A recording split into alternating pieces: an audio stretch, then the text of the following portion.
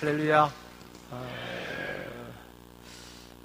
무슨 일인지 모르겠습니다. 제가 이렇게 와보니까 부흥 간증 집회 써놔가지고 제가 뭐 죽다 살아난 사람도 아니고 이래 하여튼 뭐 민망하기 짝이 없습니다. 이번 주에 제가 금토주일 여기서 부흥회를 집회를 인도하고 다음 주에는 금요일 날 새벽에 출발해서 홍콩에서 홍콩 한인교회에서 3일 동안 집회를 인도하게 됩니다.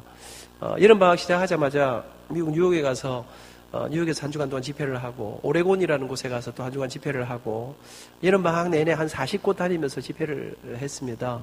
교수가 연구는 안 하고 맨날 돌아다니나 그래. 근데 참 제가 이게 무슨 일인지 모르겠습니다.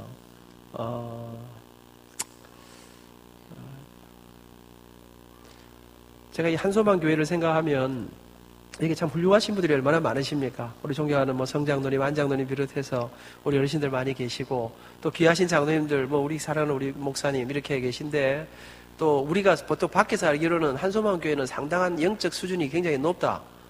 그래서 약간 이렇게 조심해야 된다. 그거 가서 잘못하면 큰일 난다. 그런데 와보니 뭐 안 그렇다 캐서트라고 밥 먹어보니까 좀 분위기 좀 바뀐 것 같더라고요. 이 목사님 뵈니까 이 목사님 좀 편안하고 이래 하여튼 그래서 제가 사실은 뭐 목사님 부탁을 받고 제가 뭐 가니까서 오기는 왔습니다만은 그렇습니다. 제가 무슨 그렇게 굉장한 이야기를 할 수 있겠습니까? 사실 이런 집회를 제가 그동안 대충 해보니까 한 4,000교회 다니면서 집회를 했습니다. 이게 굉장한 일입니다. 여러분 여러분 저는요 이런 거 하려고 생각한 적이 없습니다. 제가 누구한테 내가 집회를 잘하니까 날 좀 초청해 주세요. 거의 그렇게 이야기한 적이 없습니다. 뭐 유튜브 어디에도 제가 제 스스로 누구에게도 제가 스스로 뭔가를 내본 적은 한 번도 없습니다. 그런데 이러고 돌아다니고 있습니다. 제가 꿈꾼 일이 아닙니다. 제가 계획한 일이 아닙니다. 사실 저는 이런 일을 위해서 많이 기도하지도 않았던 것 같습니다. 근데 제가 이상하게 이렇게 다니고 있습니다. 오늘 이런 자리에 제가 예상치 않은, 제가 생각지 않은 그런 자리에 서 있습니다. 여러분 제가 25살에 고신다 교수가 됐습니다. 그래가지고 올해 이제 59살이 됐습니다. 35년째 노래 가르치고 노래 부르고 지휘하고 음악에서 제가 밥 먹고서 오늘도 제가 하루 종일 학생들 레슨하다가 김현경 교수하고 같이 레슨하고 이러다가 저희가 저녁 먹고 이 자리에 섰습니다. 35년을 제가 가르쳐 왔는데요. 제가 교수가 처음 딱 때 들어와서 제가 정말 그때 딱 한 가지 꿈이 소원이 하나 있었습니다. 그게 뭔지 아십니까? 내가 반드시 총장을 하고야 말리라. 뭐 그런 생각을 한 건 아닙니다. 그때 제 마음속의 꿈은 제가 25살에 왔는데 학생이 하나는 29이고 하나는 34살짜리가 있더라고요. 제가 25인가 너무 어린 거예요. 교수회를 처음 들어갔는데 옆에 홍반식 박사님이었던 것 같습니다. 안 교수 올해 연세가 어떻게 되시오? 제가 25입니다. 이러는데 제가 너무 어리게 느껴지는 거예요. 애들도 힘들고 선생님도 힘들고 직원도 다 힘들고 그때 제 마음속에 빨리 30이 되면 좋겠다. 30만 되면 누가 내를 어리다고 무시하겠나? 여러분 30이 되고 싶었습니다. 근데 여러분 젊었을 때는 세월이 얼마나 안 가든지 26, 7, 8, 9, 30 이 5년이 50년처럼 더디 가더라고요. 그리고 기다리고 어느 날 드디어 마침내 제 인생에 제 생애에 그렇게 30이 왔습니다. 근데 여러분 제가 살았던 30대는요 제가 생각한 만큼 그렇게 좋은 날들은 사실은 아니었습니다. 왜냐하면 제가 25살이 제 인생에 중요한 해인데요. 제가 25살에 고신대에 강의를 시작했고 제가 대학 입학하자마자 한 여학생을 좋아하기 시작했습니다. 이 여학생하고 6년 동안 불꽃처럼 연애를 했습니다. 여러분 저녁마다 헤어지는 게 얼마나 힘든지. 그래서 제가 나이도 들어가고 여자도 늙어가고 그래서 제가 장가가기로 결심을 했습니다. 그때 제 나이가 25살이었습니다. 여러분 제가 25살에 장가를 갔는데 여러분 제가 좀 더 자세한 이야기는 내일 저녁에 하도록 하겠습니다. 알겠네요. 무슨 말이냐면 내일도 꼭 오시라 이 말입니다. 여러분 제가 장가를 가려고 하는데 우리 집이 돈이 없었습니다. 우리 아버지 대학 여행 때 세상을 떠나시고 그리고 우리 집에는 아버지가 물려준 빚만 가득했습니다. 여러분 그래서 돈 500만 원 융전해갖고 신혼살림을 시작했습니다. 제가 살았던 30대는 한 2년 지나서 첫 아이가 태어났습니다. 어머니 모시고 아이 데리고 사는데 이 30대는요 정말 역도주도 돌아볼 길을 앞만 바라보면서 그래 이 빚만 없어지면 이 전세폭만 벗어나면 내 아이들 공부할 방이라도 한 칸 마련해 줄 수 있다면 그러면 좋은 날이 안 오겠나. 열심히 살았습니다. 입에 단내가 나도록 최선을 다해 달렸습니다. 그러던 어느 날 제가 잊지 못합니다. 연말이 됐는데요 토요일인지 하여튼 제가 카렌더를 갈아 끼우려고 턱 하는데 카렌더를 끼우다가 갑자기 제가 턱 섰어요. 올해 몇 년도고 내가 몇 살이고 그렇게 제 인생에 40이 찾아왔습니다. 제가 살았던 40대 바빴습니다. 학교 일, 교회 일, 뭐 세계 곳곳을 돌아다니면서 정말 분주한 삶을 살았습니다. 그렇게 정신없이, 그렇게 어디로 세월이 어떻게 가는지 모르고 그렇게 살던 어느 날 잊지 못하는 날입니다. 그날 12월 31일이었습니다. 성경책을 들고 송교인 신예배를 드리려고 나가는데 문 앞에 달리는 카렌다를 보고 제가 심장이 멎는 줄 알았습니다. 그렇게 제 인생에 50이 왔었습니다. 여러분, 제가 50이 되고 한 몇 년 동안은요, 멘붕에 빠져가지고, 이거 뭐 계산이 잘못된 거 아이가? 뭐 10년이 잘못된 거 아이가? 근데 아무리 계산해도 계산은 잘못되지 않았습니다. 왜요? 3년 전에 제 아들놈이 장가를 갔거든요. 그놈이 지금 아를 낳아갖고 지금 우리 손녀가 지금 집에 와가지고 내가 오늘 저녁에 집에 안 오고 싶었습니다. 손녀하고 놀고 싶었습니다. 여러분, 제가 아들놈이 치고 오는데 아버지가 뭐 늙지 않을 수 있겠습니까? 그렇게 저는 60을 바라보게 되었습니다. 여러분, 제 인생에 믿을 수가 없네요. 아직도 제 가슴에 20살의 피가 끓고 있는데 저는 그렇게 이제 여러분, 저는 언제나 33살의 장로가 되었습니다. 언제나 어린 장로, 언제나 막내의 장로였는데 이제 제가 21분 장로인 가운데 제가 선임 장로입니다. 여러분, 저는 더 이상 젊은 교수도 어린 교수도 아닙니다. 이제 젊지 않습니다. 60을 바라보고 있습니다. 여러분, 제가 예언 한 가지 할까요? 예언까지 안 하게 생겼지요. 우리 엄마한테 끌려온 학생, 자네 인생에 말이야, 내가 절대로 반드시 이루어질 예언 한 가지 함세. 자네 인생에 곧 조만간에 반드시 60이 온다는 이 사실입니다. 지금 웃기지? 여러분 생각에 뭐 그렇지요. 근데 곧 여러분의 인생에 양재원 교수, 당신도 곧 60이 될 거라네. 사랑하는 여러분, 지나간 59년을 돌아보니까요, 꿈에도 생각 못한 길들을 가서 꿈에도 생각 못한 경험들을 하고, 저는 이런 거 제가 전혀 생각지도 못한 부흥 간증 집회에 제가 강사로 지금 와서 서 있습니다. 근데 여러분, 제가 생각해 보니까요, 이런 집회하는 것에도 제가 꿈꾸지 못했던 그런 일이 아닙니다. 제가 35년 동안 제가 평생을 음악에서 지금 밥 먹고 살고 안 있습니다. 근데 여러분, 제가 음악에서 밥 먹고 산다, 이건 사실은 제가 꿈에도 생각 못한 일입니다. 왜냐하면 제 어릴 때 꿈은 뭐 정확히 말하면 제 꿈은 우리 아버지 꿈이었습니다. 우리 아버지가 어릴 때 항상 제게 하신 말씀이 있습니다. 미나 누군지 알겠습니까? 제 이름이 안민입니다. 미나, 아버지가 아무리 힘들어도 한번 뒷발이 잡으니까 너는 거기서 훌륭한 의사가 한번 돼봐라. 여기 우리 의사 선생님들이 많으신데요. 여러분, 우리 어머니 아버지 이북에서 피난 오셨습니다. 가난하고 힘들고 어려웠던 그 시절, 우리 엄마 아버지만 그런 게 아닙니다. 그 시절을 살아가시던 모든 부모님들의 꿈과 희망이 무엇입니까? 나는 힘들지만, 나는 이렇게 살지만, 나는 이런 삶을 살아도 내가 내 자식들은 절대로 내가 나처럼 살게 할 수는 없다. 그래서 다 멋진 직업, 근사한 직업을 가지고 멋지게 살아가기 위해서, 그래서 주로 우리 부모님들이, 모든 부모님들이 다 바라는 직업이 뭡니까? 의사. 내가 보니까 의사가 별로 좋은 것도 아니에요. 오늘 우리 김 장로님하고 밥 먹었는데, 우리 교회 장로님들 전신에 이 의사도 토요일날도 일하신다고 낮에 밥도 같이 못 먹는다 하더라고요. 다 병원 가서 일하셔야 되니까 우리는 토요일날 다 쉬거든요. 거의 우리 부모님들이 전부 다 의사, 판사. 옛날에는 돈이 없던 시절이니까 상대 나온 사장님 되는 걸 좋아하셨습니다. 그래서 이제 그런 거 다 원하셨습니다. 우리 아버지 저한테 그래서 의사 되라. 내가 아무리 힘들어도 내가 뒷바라지 잡으니까 너는 훌륭한 의사 가면 돼봐라. 저는 어릴 때부터 어머니 아버지 말씀을 잘 들었습니다. 알겠으면 제가 의사가 되겠습니다. 제가 이래봬도 공부도 좀 잘했었거든요. 안색이 안 좋으신데 잘했습니다. 여러분, 제가 열심히 공부하면서 나는 커서 의사가 되는 사람이 그렇게 자랐습니다. 근데 여러분, 제가 어릴 때부터 남들보다 좀 잘하는 게 하나 있었습니다. 그게 뭘까요? 제가 노래를 좀 잘했어요. 여러분, 좋은 교회는 대답을 잘하는 교회가 이 좋은 교회입니다. 어딘가 하 있는 교회는 별로 좋은 교회가 아닙니다. 내가 한소만 교회를 찬양하는 거 보니까 많이 타락했다 싶으네요. 전에는 박수도 잘 못 쳤던 것 같은데 박수도 잘 치시고 이런 드럼도 갖다 놓고 이거 교회 다 돼간다 싶은 생각이 드는데 좋은 징조라고 생각합니다. 여러분, 제가 노래를 잘했었습니다. 제가 음악회 데뷔한 건 초등학교 3학년 때였습니다. 대단한 데뷔를 한 건 아니고요. 교회가 옛날에는 여름 성경학교를 하면 대회를 많이 했습니다. 그 중에 하나가 노래대회였습니다. 제가 3학년 때 첫 출전했습니다. 몇 등 했을까요? 이제 조금 나아진 것 같습니다. 출전한 사람은 7사람밖에 없었습니다만 제가 그중에 1등을 했습니다. 그때부터 저는 우리 교회에서 부활절, 성탄절, 추수감사절 행사만 하면 제가 동무대를, 여러분 제가요, 아이들끼리만 노래 잘하는 사람이 아닙니다. 어느 주일날 주일학교 예배 드리고 있는데 어른 차영대 지휘자쌤이 오시더니 아민이 너 다음 주일날 어른 예배 때 거룩한 성 솔로 좀 하거라. 거룩한 성 아십니까? 네, 잘 모르시는 분들은 엄청 어려운 노래다 생각하시면 되겠습니다. 그 노래에 솔로가 독창이 3번이 나옵니다. 그럼 여러분 초등학교 3학년짜리가 우리 교회 조그마한 교회였습니다. 이제 어른들 사이에 끼어가지고 의자 위에 올라가가지고 앞부분이라는 독창을 제가 하기 시작합니다. 낮에 밤에 잘 때 한 꿈을 꾸었네. 그 옛날 예루살렘 성에 때 섰더니 솔로 하면 어른들은 뭐합니까? 뒤에서 예루살렘 이제 백코러스를 하는데 우리 교회 찬양대는 이 한소망처럼 노래를 잘하는 교회가 아니지 사람도 몇이 안 되고 노래 시원찮았습니다. 제 빛나는 목소리만 조그마한 예배당을 울렸습니다. 여러분 제가요 교회에서만 잘 나간 사람이 아닙니다. 제가 초등학교 다닐 때 지금 어떤지 모르겠어요.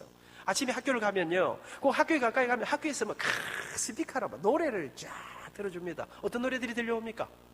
우리의 소원은 통일, 꿈에도 소원은 통일, 푸른 하늘 은하수 하얀 쪽배엔 엄마가 섬 그늘에 굴 따라가면 아기가 혼자 남아집을 보다가 누구 목소리 나올까요?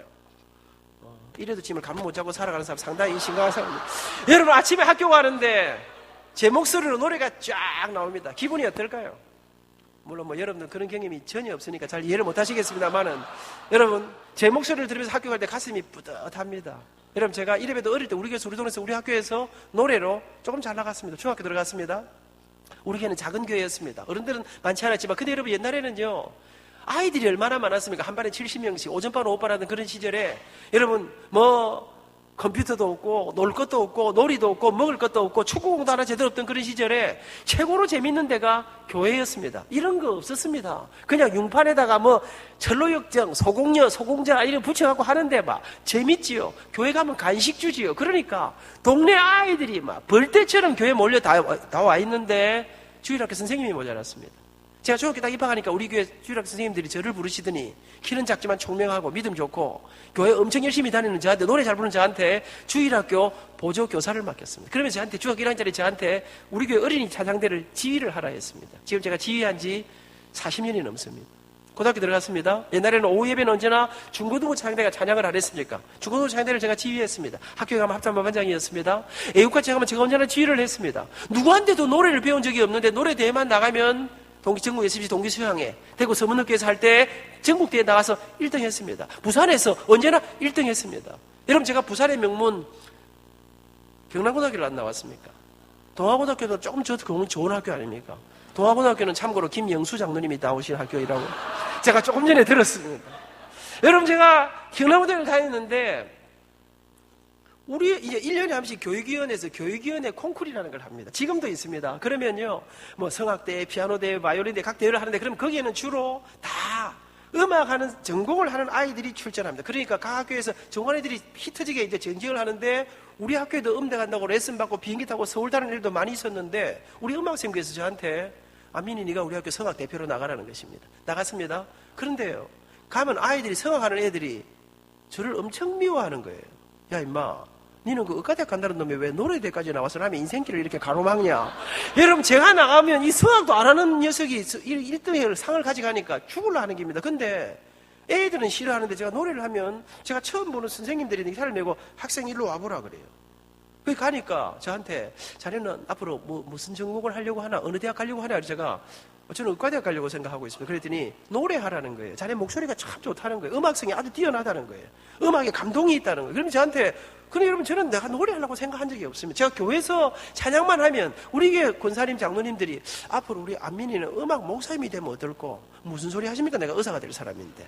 여러분 제가 사람들이 노래나 음대를 하는 이야기 많이 들었지만 사실 우리가 어릴 때는요. 남자가 노래하면 남자가 그림 그리면 옛날에는 머시마가 기타 치고 드럼 치고 돌아다니면요. 저거 사람 안 된다 그랬거든요.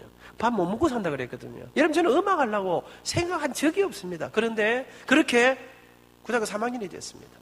입시가 다 고등학교 2학년 말이었습니다. 입시가 다가오고 그래서 제가 우리 학교 특별반에 들어갔습니다. 공부를 꽤 열심히 하면서 그럼 전교 1, 2등 해야 의과대학을 가는데요. 제가요 정말 어려울 때 고등학교를 다녔습니다. 제가 경남고등학교가 좋은 학교 아닙니까? 근데 여러분 제가 공부도 잘하지만 여러 가지 잘하는 게 많았습니다. 노래도 잘하지요. 또 잘하는 게 잡기들이 잘하는 게 많습니다. 그 중에 하나가 제비 뽑는 걸 잘했습니다. 제가 경남고등학교로 공부를 잘해 들어간 건 아니고요. 제가 제비 뽑기 1회 아닙니까? 그런데 들어갔는데 우리 학교가 제가 들어가기 전에 우리 한 해 선배들은 제 기억에 재수생 포함해갖고 서울대학을 1년에 160명인가 들어갔습니다. 그런데 이제 우리가 이제 대학을 들어가는데 이제 학교가 망하는 해였습니다. 그러니까 완전히 이제 학교가 이제 도대체 저기 이제 어떻게 될 건가? 이 비상사태 앞에 우리를 학교가 두드리 잡는데요. 와, 정말 많이 맞았습니다. 그리고 이제 12월 달이 됐으니까 이제 반편성을 해가지고 우리를 고3 들어가기도 전부터 두드리 잡는데 그렇게 학교에서 열심히 공부했습니다. 그러던 어느 날이었습니다. 12월 중순인데 저녁을 먹고 이제 야간 자습을 하는데 제가 그날 무슨 일인지 우리 학교 뒤에 구덕산이 있지 않습니까? 좀 꽤 추운 날이었는데 제가 저녁을 먹고는 학교 뒷산에 와서 이렇게 석양을 바라보고 이렇게 앉아있는데 이런저런 생각이 제 머리를 어지럽혔습니다. 이런 마음이 들었습니다. 10년에는 어떤 삶을 살고 있을까? 15년이 지나면 내가 어떤 인생을 살고 있을까? 그래, 그들은 내가 의과대학을 졸업하고 의사가 되어 있겠지. 제가 이런 생각을 하면서 제 마음속에, 그래, 의사가 되면 뭐 돈을 좀 많이 번다니까 내가 지금처럼 이렇게 힘들고 어렵고 가난하게 살지는 않을 거야. 내가 하고 싶은 거, 내가 갖고 싶은 많은 것들 누리면서 그렇게 살 수 있겠지. 그런 생각을 하는데 제 한쪽 가슴이 아파왔습니다. 이런 마음이 들었습니다. 근데 내가 의사가 되면 지금보다 더 윤택한 삶을 살지는 모르지만, 근데 내가 이렇게 좋아하는 노래를 부르며 살 수는 없겠지. 노래하며 살고 싶다.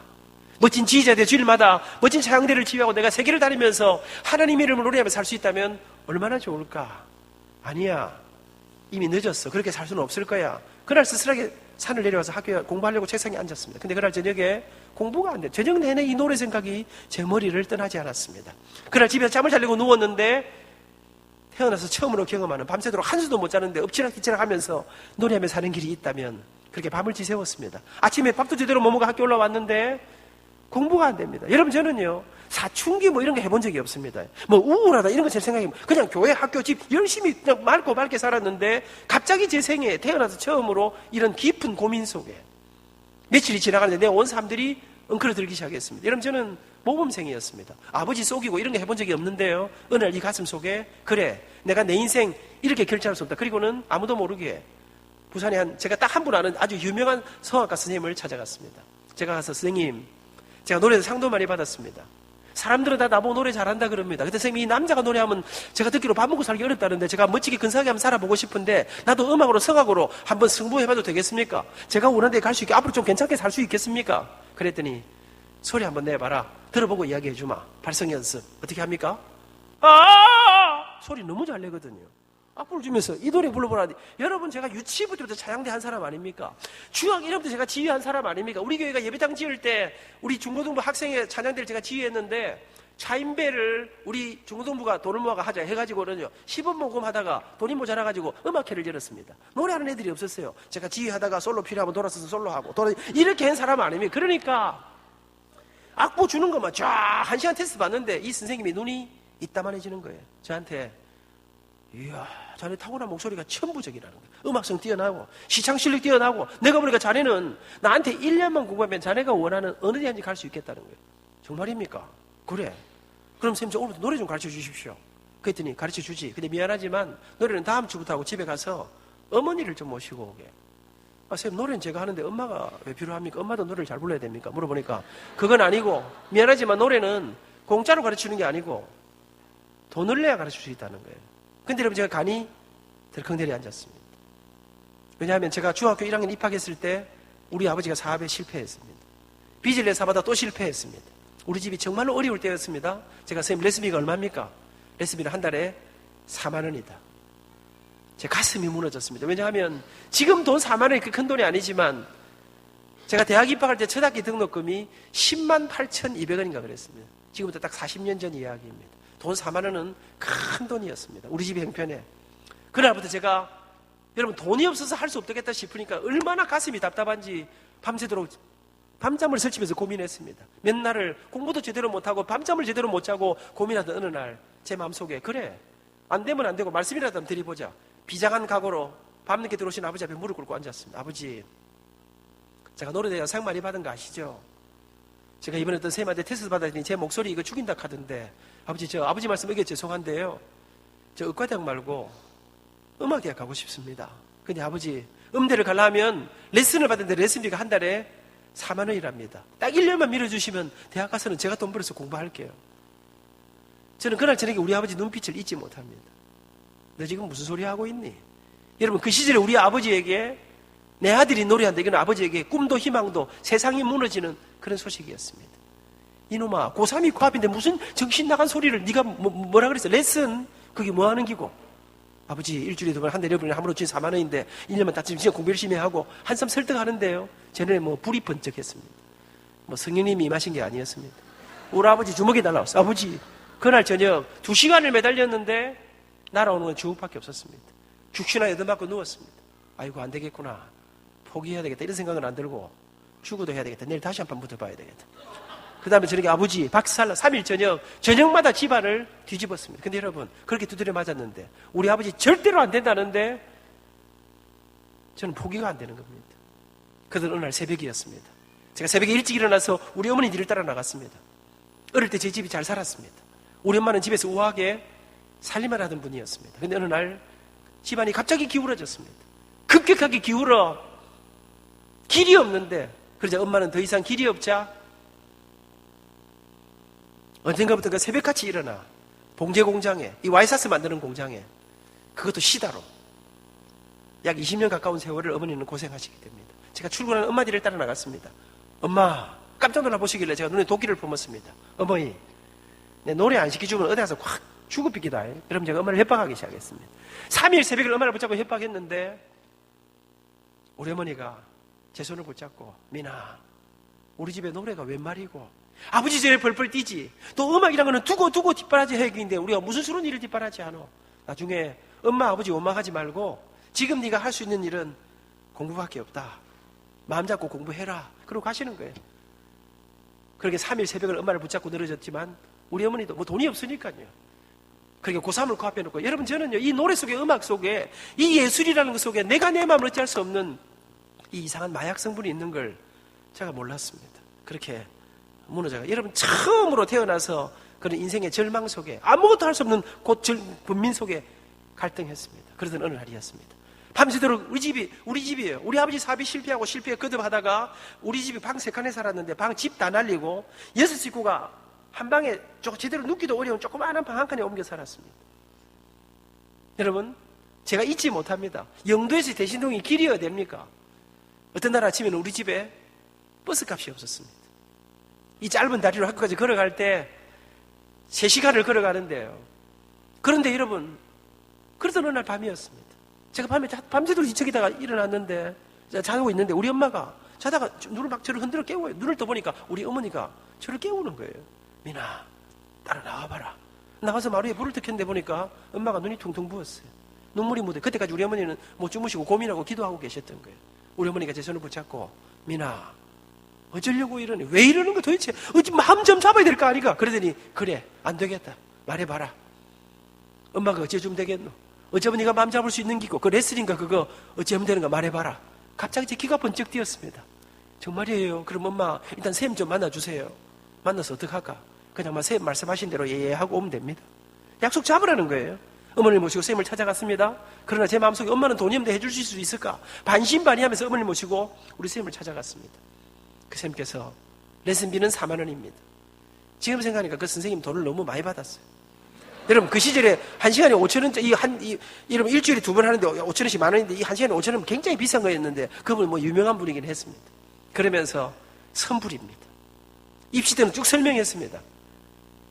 우리 엄마는 분명히 대책이 없습니다. 근데 엄마가 이상합니다. 네 알겠습니다. 내가 무슨 짓을 해도 내 돈도 마련해서 갖다 드릴 테니까 내 아들 오늘부터 노래 가르쳐 주십시오. 그날부터 저는 노래 공부를 하기 시작했습니다. 저는 이게 무슨 유문인지 몰랐습니다. 근데 나중에 알고 보니까 우리 어머니는 안 된다고 그러고 출근하셨습니다. 근데 하루 종일 일이 손에 잡히지가 않았습니다. 왜요? 하나밖에 없는 아들이 목숨보다 귀한 아들이 밤잠을 못 자고 아무것도 못 먹고 아이가 배인처럼 무너져 갑니다. 우리 어머니가 고민에 빠졌습니다. 이러다가 진짜로 내 아들이 어디 가서 콱 사고 치면 어쩔까? 여러분 저는 절대로 죽을 마음이 없었습니다. 그냥 협박했을 따름입니다. 그런데 어머니는 제가 정말 사고 칠까 싶어서 저를 노래시켜주기로 결심하신 것입니다. 저는 그때 깨달은 거 하나 있습니다. 아, 협박하면 안 되는 게 없구나. 왜? 사랑하니까. 그날부터 어머니는 밤 10시로 넘도록 야근을 하고 돌아오셔서는 새벽 2시, 3시로 넘도록 마루에서 인형도 깁고 철사도 끼우고 제 기억에 하나 만들면 1원 이렇게 주던 것이었던 것으로 기억합니다. 밤새도록 일해봐야 돈을 만드는 온갖 꾸준 일을 하시면서 어머니는 돈을 마련하기 시작했습니다. 그렇게 몇 날이 지났습니다. 어느 날 저녁부터 우리 아버지가 집에를 안 들어오시는 거예요. 제가 엄마 아버지 왜 집에 안 오셔요? 모르겠다. 저는 아버지한테 노래하는 거 비밀로 해달라고 그랬습니다. 또 두드려 맞을까 싶어서. 근데 이 엄마 아버지 사이에 비밀이 없는 걸 몰랐습니다. 아버지는 다 알고 계셨습니다. 이놈이 그렇게 맞았는데 그렇게 말렸는데 기웃고 노래를 시작했다고 하는데 우리 엄마 힘으로 돈 벌 길 없는 거 아버지가 아시지 않습니까? 우리 아버지 문과 출신이시고 그래도 명색이 조그마한 회사의 아버지 사장님이었습니다. 우리 아버지는 몸도 약하셨지만 원래 일을 잘 못하는 분이었습니다. 제 기억에 벽에 못질도 우리 어머니가 다 했습니다. 근데 아버지는 막다른 골목에서 길이 없자 그 약한 몸으로 어딘지 모르겠지만 육체노동하는 곳에 일을 하러 다니기 시작했습니다. 저녁이면 거의 쓰러지시 집안에 들어오시던 우리 아버지가 제가 노래를 시작했다는 말씀을 들으시고 고민하시던 아버지는 어느 날 저녁부터 밤에 집에 안 들어오시고 영도 청학동, 지금도 제가 아침에 차를 보고 출근하면 그때부터 있던 자동차 관련 회사가 지금도 있습니다. 그 회사에서 아버지는 그렇게 밤새도록 경비를 서기 시작했습니다. 저는 지금 우리 아파트에서 일하시는 두 경비 아저씨, 청소하시는 아주머니, 저는 그분들을 경비 아저씨로만 보지 못합니다. 명절이 다가오면, 여러분 제가 어렵게 살아보니까요, 가난할 때는 선물보다 돈이 필요하더라고요. 우리 집은 언제나 생각보다 많은 돈을 넣어서 두 아저씨에게, 청소하시는 아주머니에게, 집사람이랑 마켓에 다녀올 때면 언제나 밤늦게 밤새도록 일하시는 우리 아저씨들 야식을 넣어드리고, 그분들은 우리를 완전히 거의 칙사처럼 대접하지요. 근데 우리들이 그분에게 왜 그렇게 잘하는지 그분들은 잘 모르는데, 저는 아침에 저녁에 그분들을 뵈면서 저는 그분들에게서 우리 아버지를 보고 있습니다. 그렇게 어머니 아버지의 등골이 있는 처절한 고생을 머금고 제가 1년여를 노래 공부를 했습니다. 입시가 다가왔습니다. 사람들이 그러대요. 시골에서 노래 공부해갖고는 서울에 있는 데는 꿈도 꾸지만, 그때는 모든 대학의 교수님들이 다 이제 레슨을 직접 하실 때였습니다. 나중에 알고 보니까 보통 한 대학 입학 정원보다 더 많은 학생들을 교수님들이 다 가르치고 있었습니다. 그러면서 그 교수님한테 레슨 안 받고는 못 들어간다는 거예요. 근데 여러분 아시지요? 옛날에는 촌놈들이 깡다구가 있었습니다. 가난한 집 아이들이 형편이 어렵다고 포기하고 이런 거 안 해서 절대로 깡다구를 가지고 살았습니다. 여러분 저 방한칸에서 피아노도 없이 연필 가지고 책상 두드리면서 노래 공부했습니다. 피아노가 정말 필요하면 밤늦게 우리 예배당에 달려가면, 제4영독의 예배당에 달려가면 마룻바닥 조그마한 예배당에 이런 그랜드 피아노가 아닙니다. 이런 오르간이 아닙니다. 발로 밟는 조그마한 풍금이 하나 앉아 있었습니다. 그거 눌러가면서 공부했습니다. 공부는 열심히 했습니다. 모든 과제곡을 콩코레 50번, 50곡을 다 외웠습니다. 과제곡, 본고사, 국어, 영어 열심히 했습니다. 제 마음속에 세상 물정도 제가 잘 몰랐습니다. 우리 동네에서 내가 노래 제일 잘하니까 한 판 붙어본다. 그리고는 제가 서울음대 성악과에 원서를 넣었습니다. 시험 치러 올라갔습니다. 잘 데가 없었습니다. 아시는지 모르겠어요. 마무리라고 공동묘지 밑에 제 한해 선배가 목사님 된다고 외국어대학 화라는까지 다니면서 하숙하고 있었는데, 저는 망우리에서 이 서울대학이 그래 먼 데인 줄 모르고 단지 돈이 안 된다는 한 가지 이유로 그 집에서 잤습니다. 새벽에 일어나서 눈이 와가지고 3시간을 버스를 타고 다니면서 본고사를 치고 실기시험을 치고 시험을 다 치르고 부산에 내려왔습니다. 밤에 아버지가 회사에 좀 나오라 해서 제가 나갔더니 우리 아버지가 저를 딱 앉혀놓으시더니, 민아, 아버지가 음악계를 잘 모르지만 이번에 니 때문에 여기저기 조금 알아보니까 니는 절대로 니 합격할 그 가능성은 1%도 안 된다 하더라. 그러니까 니처럼 해하고는 되는 사람이 없다 하니까 각오하고 있거라. 그리고 재수해라. 아버지가 무슨 짓을 내년에 뒷바라지 할 테니까 내년에는 의과대학 시험 치도록 그래 한번 해봐라.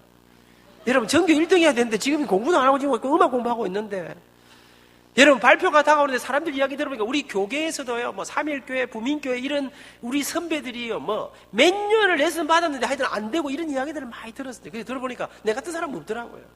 발표 전날. 너무나 답답하더라고요. 옛날에 인터넷 아무것도, 우리 집에 전화도 없고 아무것도 없던 시절에, 요즘 제가 KTX 특실 타고 서울 다니는데요, 부산으로 달려가서 밤새도록 가는 완행열차를 타고 학교자 발표를 보러 서울에 올라갔습니다. 여러분, 그래도 옛날에 스릴이 있었습니다. 학교 가니까요, 사람들이 발표로 막 쫙 들어. 요즘은 어떻습니까? 이거 하나 덜렁 들고 띠리릭 합격. 이게 재미없지. 그래 들어갔는데 키는 작지요. 사람들 사이에 끼어가지고 이제 15명 뽑을 때였습니다. 제 가슴 속에 경쟁률이 어마어마한데 꼴도라도 붙었으면 좋겠다. 떨어졌겠지. 그리고 이름을 마침 찾으려고 올라가는데 한참 올라가는데 이름이 안 보이더라고요. 떨어졌구나. 그래도 보기는 끝까지 다 봐야 될 거 아닙니까? 그리고 올라가는데 맨 꼭대기에 이름 2자짜리가 하나 딱 있더라고요. 근데 제 이름 같지는 않았습니다. 쳐다보고 있는데 눈물이 쏟아지는데요, 정신없이 흐르는데 그게 내 이름 같지 않은데 딱 적혀있는 이름이 편안한 백성민, 제 이름이더라고요. 수험 번호를 확인하니까 제 번호더라고요.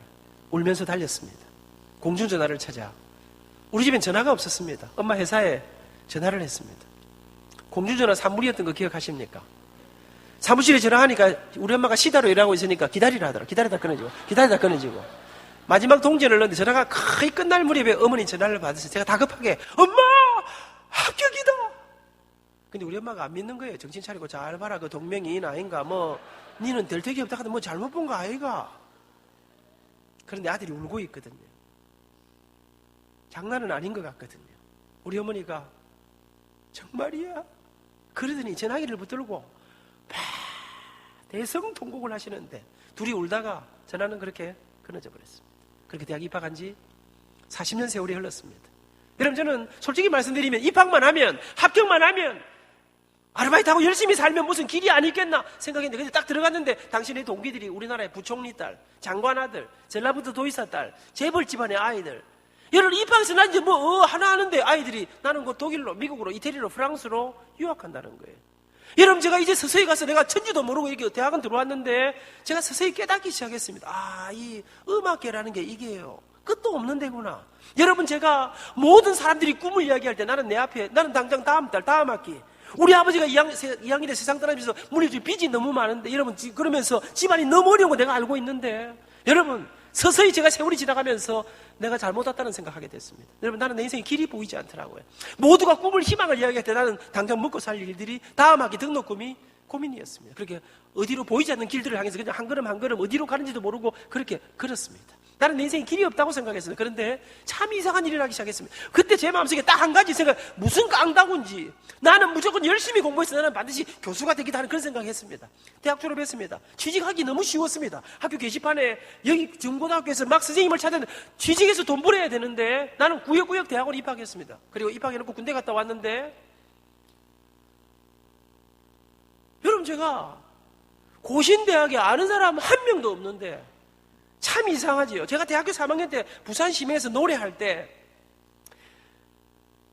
저 혼자 음악회를 몇 사람이 했는데요. 제가 그분의 말씀을 이름을 대면 여러분이 다 아는 대부분이 아시는 분인데 아주 우리 교단의 유력한 장로님의 따님이 같이 음악회를 했습니다. 그날 여러분 이 고신대학의 교수님들 음악과 교수 전부 교수님들하고 뭐 이런 유력한 분들이 저를 보러 온 게 아니고 그분 그 딸을 보러 왔다가 그 딸한테 전혀 감동을 못 받은 거예요.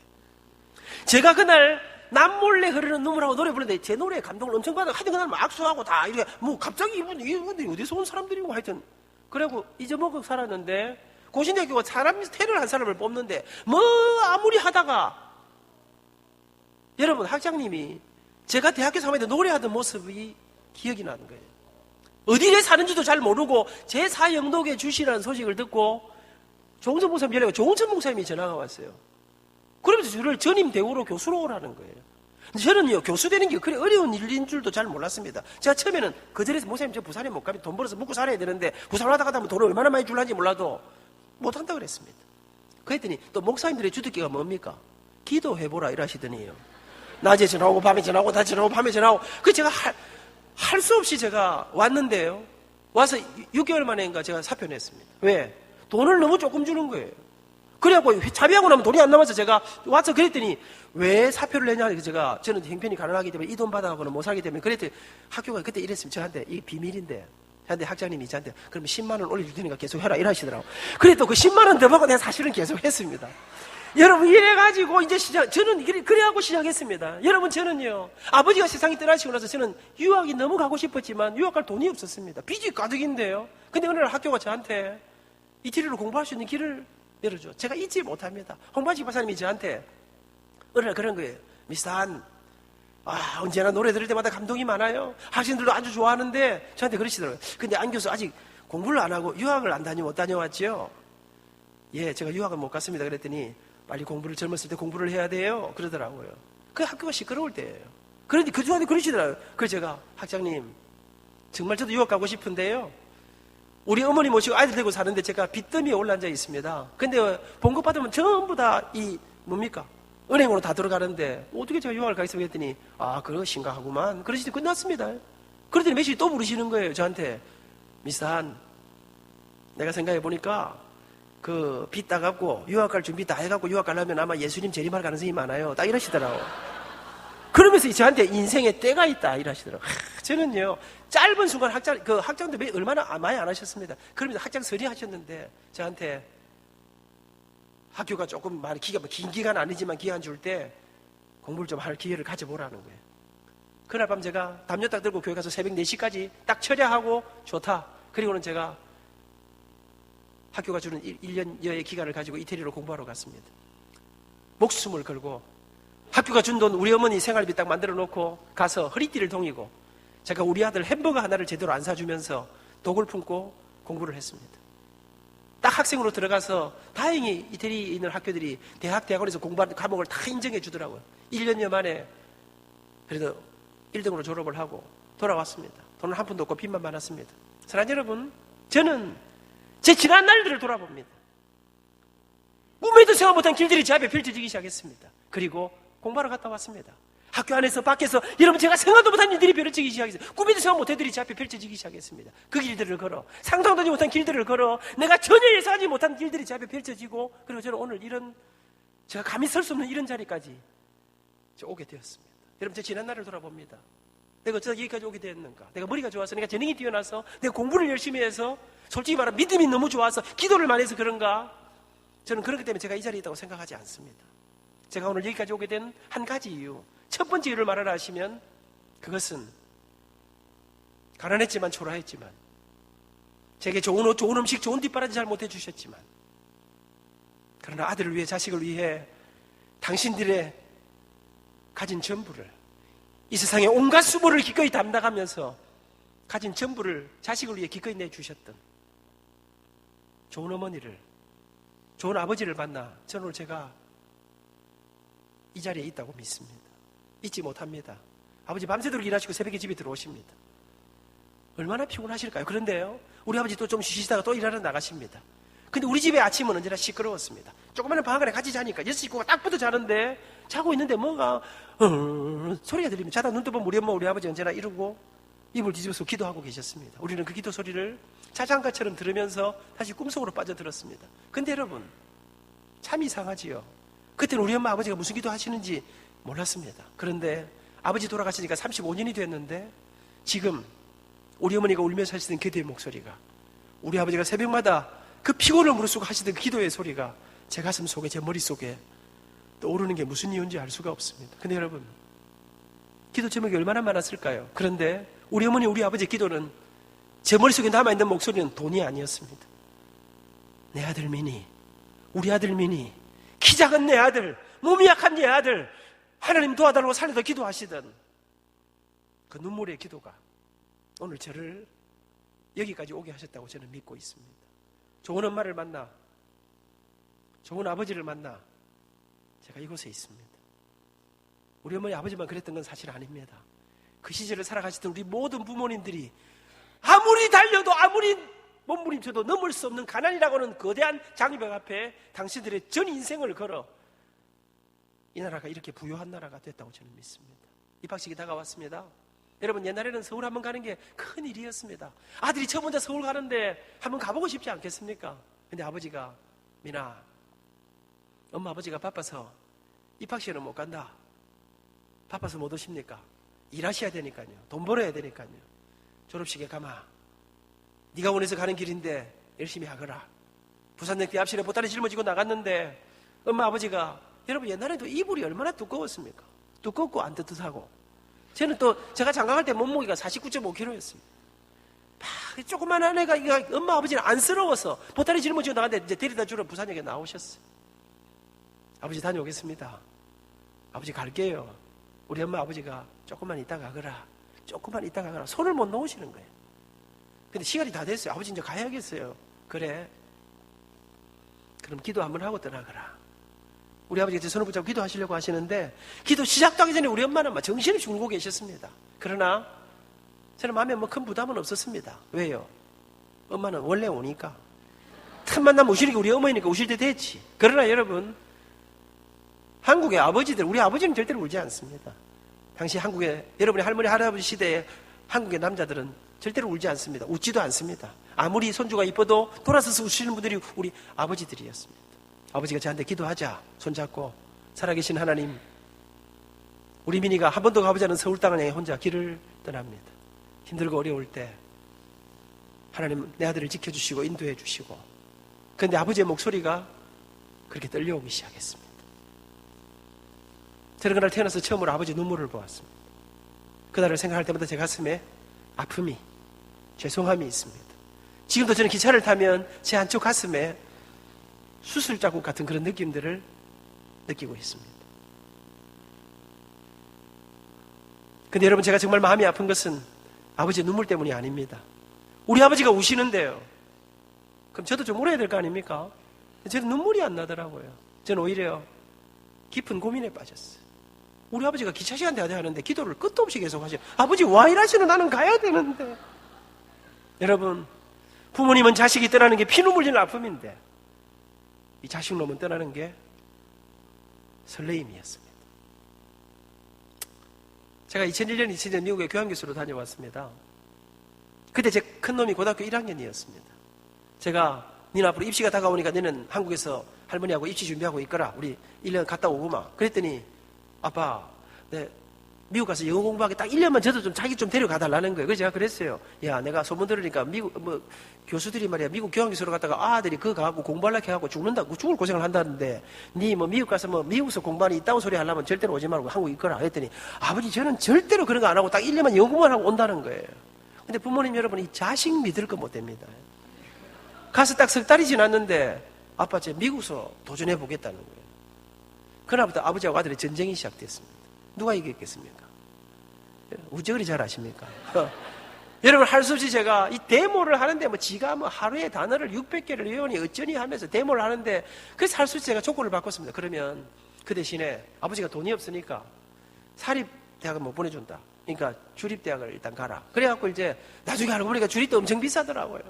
그래가지고 2년이 지나고 걔가 미국에 있는 일리노이 주립대학을 가서 입학을 하게 되었습니다. 꿈에도 생각 못했는데 여름방학에 이제 8월 말쯤 됐는데 이제 9월달에 개학이니까 아이를 데려다 주러 갔습니다. 차에다 짐을 싣고 15시간 차를 몰고 이제 샴페인이라는 곳으로 가서 기숙사에 짐을 다 정리해주고 이제 우리가 돌아와야 할 시간이었습니다. 학교 로비에서 집사람하고 저하고 발걸음이 안 돼. 어쩔 줄 몰라 하고 있는데 아들놈 뛰어내려줘. 아빠, 잘 가세요. 지는 신났더라고요. 그렇게 아들하고 허그를 하고 이제 우리가 떠나야 할 시간이었습니다. 차를 타고 시동을 걸고 출발하려고 해요. 그날은 맑고 청명한 날이었습니다.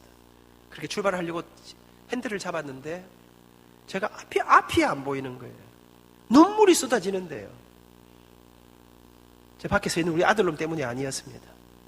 그렇게 아들을 두고 떠나려고 하는데 아버지 생각이 났습니다. 그때는 몰랐습니다.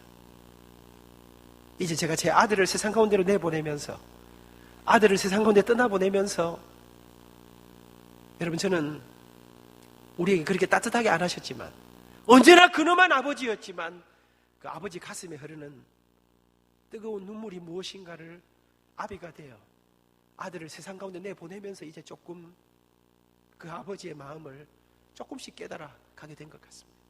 그놈이 대학 졸업하고 취직을 하고 27살에 군대를 갔습니다.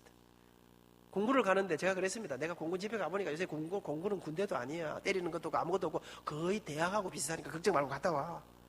빡빡머리 깎은 아들을 데리고 이제 데려다주러 진주교육사령부로 갔습니다. 집사람하고 같이 잘 갔어. 저는 여러분, 내 아들이 군대 간다고 그렇게 눈물이 나. 그런 거 없었습니다. 갔습니다. 가니까 한 1000명이 같이 들어가더라고요. 이제 시간이 됐는지 지휘관이 나오시더니, 자, 이제 부모님들은 다 바깥으로 나가시고 병사들만 연병장 가운데로 딱 모으더니, 자, 이제 마지막 인사를 드리고 우리는 훈련소로 들어갑니다. 각자 자기 부모님을 쳐다보라 하더라고요.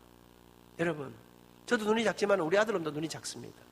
근데 여러분, 참 이상하지요? 1000명이 같이 들어가는데 지 새끼는 보이는 거 아닙니까? 우리 아들도 우리를 본 것 같더라고요. 딱 보는데 지도 눈빛이 좀 이상하더라고요. 집사람 옆에서 울고 있더라고요. 그러면서 지휘관이, 자, 이제 어머니 아버지가 마지막 인사를 합니다. 어머니 아버지, 조국의 하늘을 이 아들이 2년 동안 책임질 것입니다.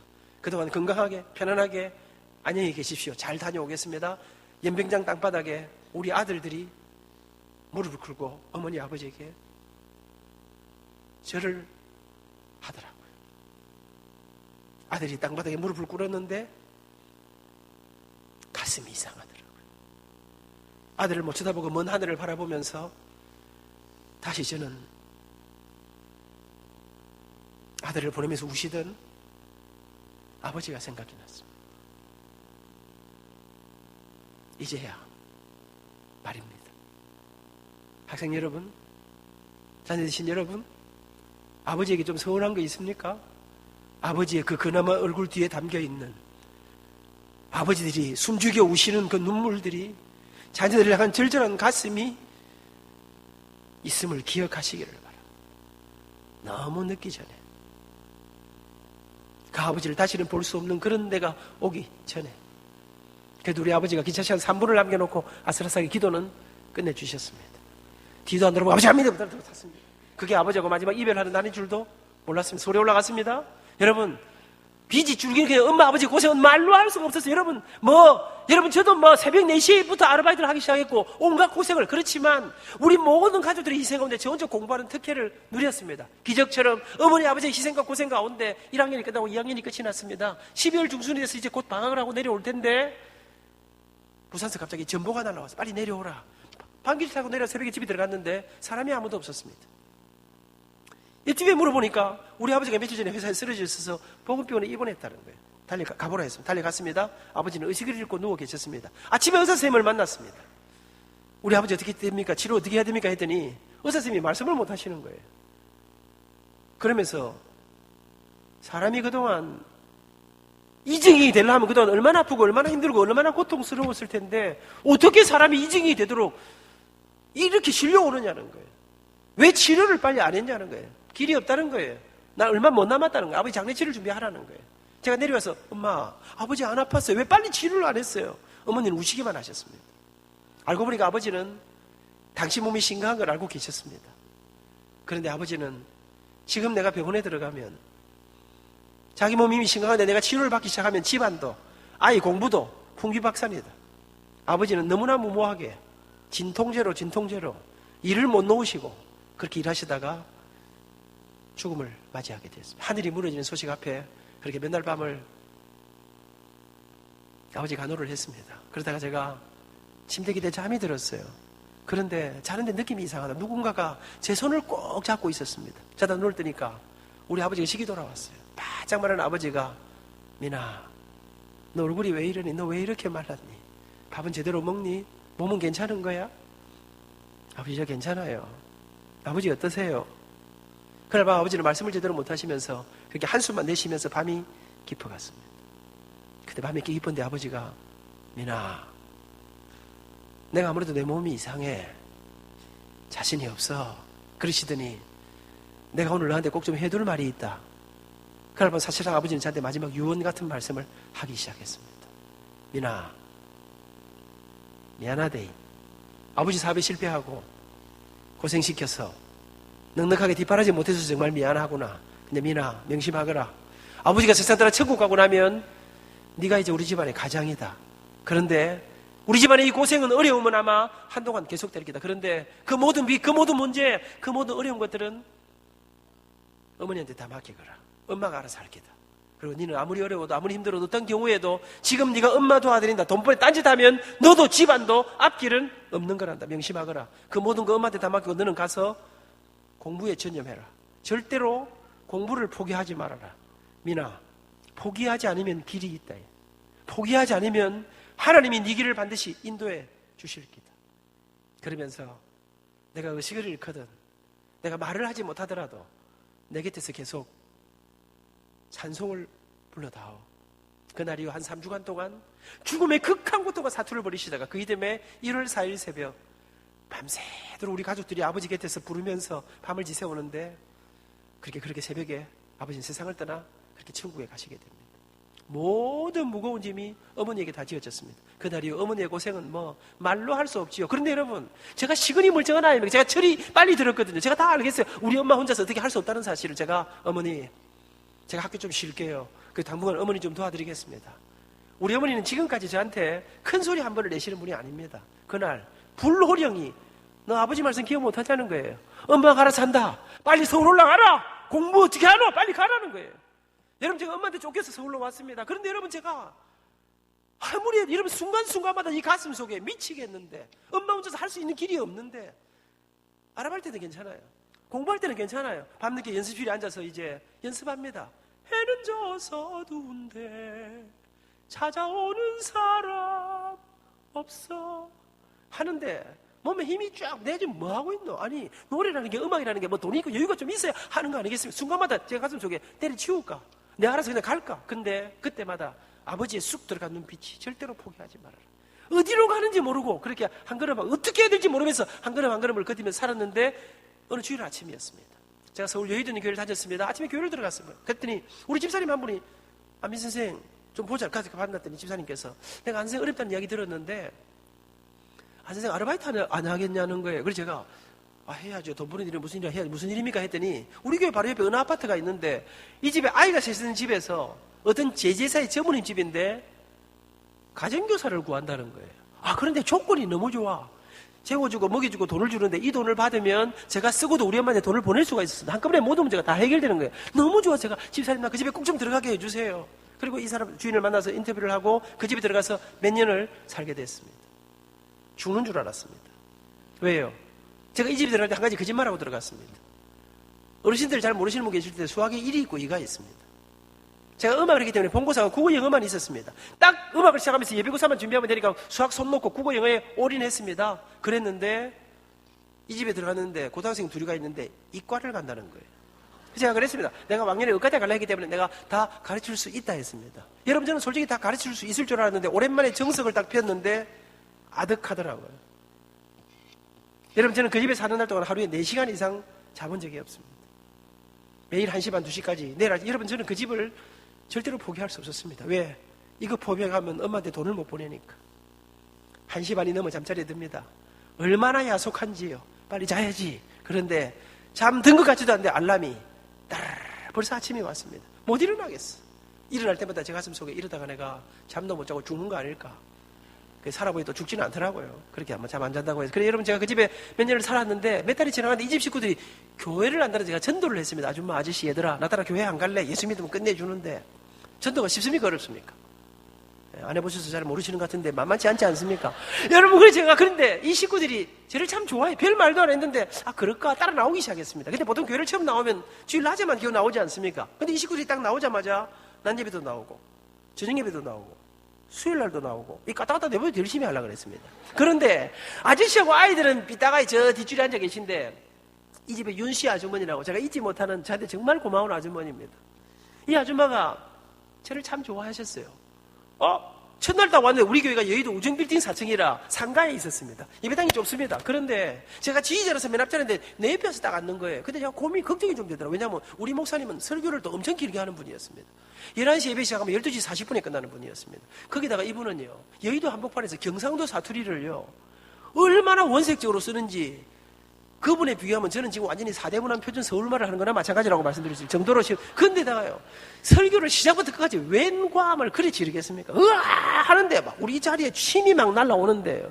거기다가 이분 유명한 분입니다. 말씀드리면 여러분이 다 아는 분입니다. 그런데 이분이 신학적으로 굉장히 깊은 설교를 하는 분이었습니다. 우리는 너무 좋아. 근데요 내 생각에 우리 아줌마 교회 처음 나와가지고 시끄럽다 길다 뭐 어렵다 침 튄다 다시는 교회 안 나올 것 같아요. 근데 여러분 사람이요 은혜 받는 게 참 이상하더라고요. 이 아줌마가 나오면서 우와 내가 진짜 사나이다운 사나이를 한번 봤다는 거예요. 우리 목사님 너 좀 우락부락하게 생겨 멋진다는 여러분이 그래 오더니 그날로 성경 사다니 성경을 끼고 사는데 교회 모든 집회 다 나오는 거예요. 믿음이 놀랍게 자라기 시작했습니다. 그렇게 몇 달이 지난 어느 날이었습니다. 제가 학교 갔다 와서 저녁을 먹으려고 식탁에 앉았는데 우리 아줌마가 제가 밥을 차려주면서 한 선생님 질문 하나 있어. 뭔 질문입니까? 그 교회는 말이야 그 새벽 기도를 며칠에 한 번씩 하는 거야. 그랬어요. 그런 거 왜 물어보세요? 이쪽으로 나 잘 못 가는데 왜 그러십니까? 했더니 아니 안 선생님 우리 집에 오다 가끔 새벽이 없어지길래 어디 가는가 보니까 성경책을 들고 가더라는 거예요. 근데 이게 특별한 요일이나 날짜도 없이 가끔 화요일 가고 어떤 날은 금요일 가고 이러니까 학생들 새벽 기도 며칠에 한 번씩 하는지 아십니까? 새벽 기도는 매일 합니다. 그래서 제가 하기는 맨날 하는데 왜 그러세요? 했더니 안 선생님 나도 내일부터 새벽 기도도 한번 가보고 싶은데 내가 혼자 가라니까 좀 그래. 안 선생이 나하고 좀 같이 가줄 수 있겠어? 이 아줌마가요 새벽 기도 일하기가 얼마나 힘드는지 모르는 잠잘 시간 없는데 나는 못 가니까 혼자 갔다 오세요 이렇게 하고 싶은데 이 아줌마 교회 가자고 꼬신 사람이 저 아닙니까? 교회에서는 또 안민 선생 다 믿음 좋다 계산데 지가 전도 이러고 또 지가 새벽 기도 안 간다 하는 게 이게 그 제 생각에 그런 생각, 그래, 새벽 기도를 그래 자주 가거나 며칠 가다 말겠지. 얼마나 힘든 일인데. 그 별 생각 없이 조금 찜찜해서 내가 그러자 했습니다. 근데 이게 웬일입니까? 그 다음날부터요. 여러분, 제가 이 집에 있는 몇 년 동안 서울에 있는 날은 단 하루도 빠짐없이 매일 새벽 4시 40분이 되면 문을 두드리는데 사람이 졸도하겠는 것이 못 살겠어.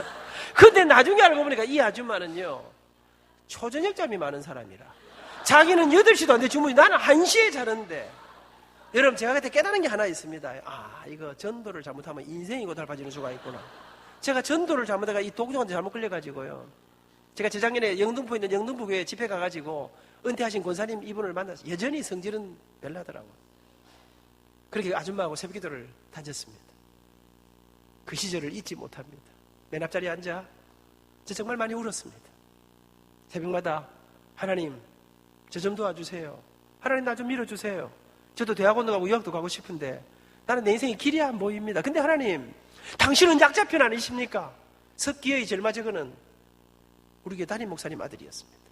자기 아버지가 목사님께 밀어주고 땡겨주고 기도해주고 오만 건 다 할 거 아닙니까? 하나님 나는 나를 밀어줄 아버지가 안 계십니다. 초라한 우리 엄마가 제 영도 총구석에서 오늘도 이 아들 하나 바라보고 새벽마다 울고 계신데 하나님 나 빨리 커서 우리 엄마 모시고 살게 해주세요.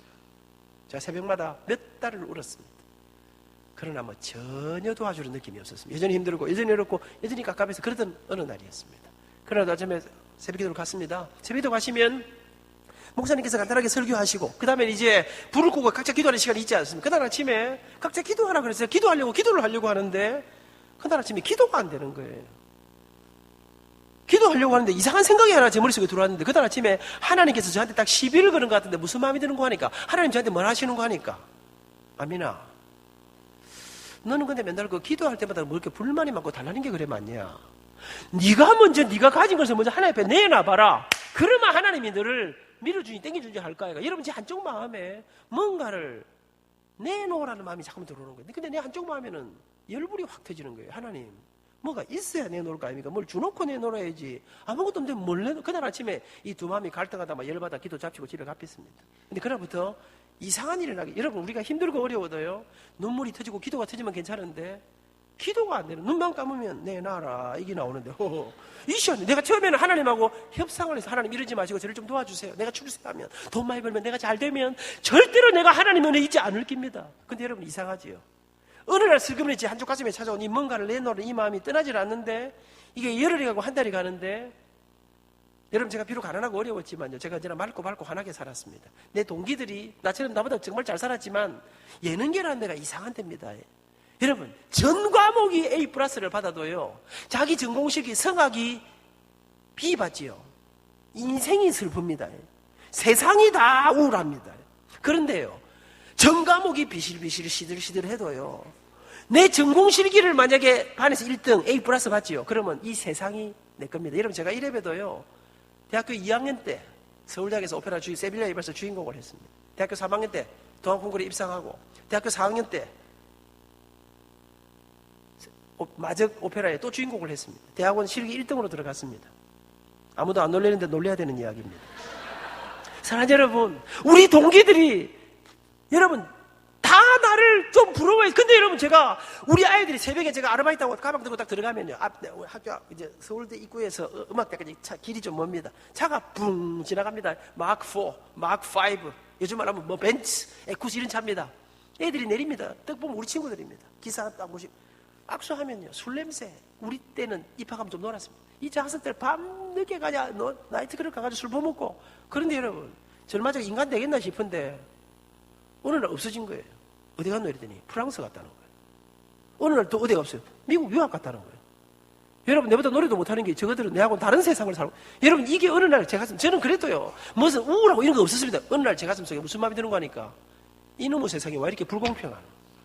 나는 아무리 해봐야 되는 길이 없는데 이게 어느 날 새벽에 폭발해버렸습니다. 새벽기도 하다가 씨름하다가 제가 벌떡 일어났습니다. 내일부터 새벽기도 안 간다 이제 가봐야 되지도 않는 거예요. 집에 갚혔습니다. 근데 여러분 아십니까? 새벽기도를 매일 가는 사람은요 내일 하루 안 가고 푹 자야 되겠다 이러면 더 일찍 깨집니다. 그 다음날 새벽에 안 가려고 자고 있는데 4시도 안 돼 눈이 딱 떠졌습니다. 누워있는데 제 가슴 속에 이런 인생 이래 살아서 무슨 희망이 있겠노? 눈물이 콱 쏟아지려고 하더라. 이를 악물고 누워있는데, 뒤집어서 누워있는데 4시 40분이 됐습니다. 우리 아줌마가 문을 두드리는데 제가 알 수 없이 아줌마 저 오늘은 못 가요.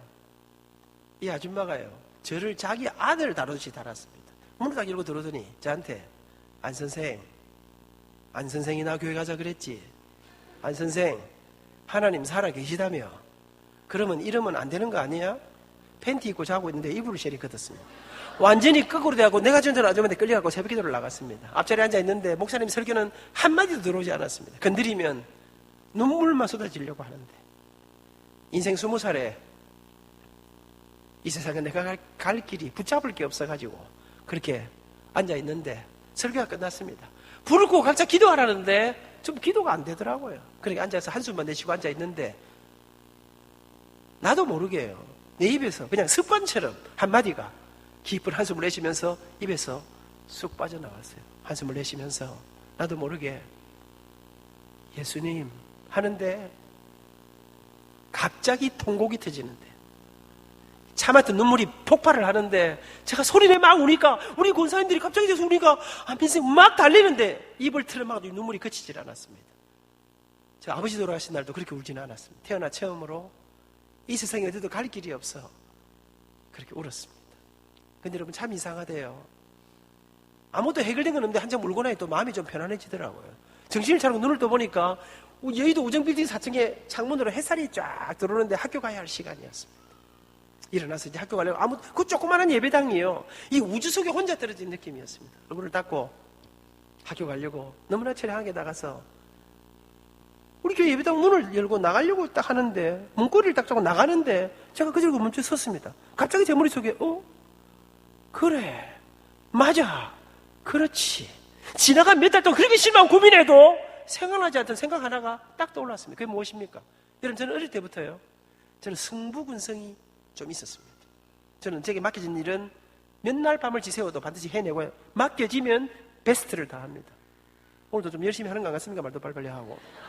제 마음속에 그래 내가 다른 거 할 거 없지만 내 몸으로 때우는 거 내가 뭘 못하겠노. 또 한 가지 여러분이 믿으시는가 모르지만 제가 이래봬도 제가 어릴 때부터 제가 여자들에게 상당히 인기가 많았습니다.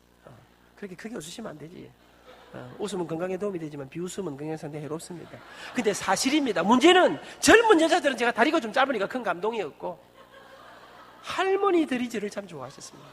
여러분 제가 지금도 각 구청의 주부대학 여성교실 전국 예전도에 어머니들의 사랑을 잊지 못합니다. 주일학교 다닐 때부터 제가 찬양만 하면 우리 권사님들은 울면서 제 찬양 들으셨습니다. 여의도 권사님들이 가난하고 힘든 우리들을 얼마나 사랑해 주는데 근데 여러분 저희들을 그렇게 이뻐하시고 사랑하시는 권사님 어르신들이 한 번 두 번 노안으로 무릎이 다리가 허리가 안 좋아지시면서 예배드리러 못 나옴들이 생기기 시작하는데 제 마음속에 찾아가자 가서 기도해드리고 다리 좀 드리고 찬송 불러드리면 얼마나 좋아하시겠노. 저는 그때부터 제 아내와 함께 그때는 아직 제 아내는 아니었습니다. 대학 동기동창인데 연애할 때였습니다. 안민과 정진이의 그 주옥 같은 사랑의 이야기는 내일 하도록 그렇게 하겠습니다. 무슨 말입니까? 내일 절대로 오라 이 말입니다. 사랑하는 여러분 저는 주일날 점심 먹어본 적이 없습니다. 우리 교회가 여의도 상가에 있을 때 하여튼 점심밥을 못 해줬습니다. 새벽기도 마치고 주일학교 선생님하고 11시 예배 찬양대 지휘하고 나면 우리 친구들은 빵 하나 우유 하나 얻어먹고는 기타 들고 여의도 한양 쇼핑센터 우리 교회가 개척교회 할 때니까 불꽃처럼 도박전도 했습니다. 그리고는 대학부 마치고 나면 뭐 라면 얻어가 하나 얻어먹고는 저녁 예배 전에 비는 시간에 우리 교회 아픈 사람들을 찾아다니기 시작했습니다.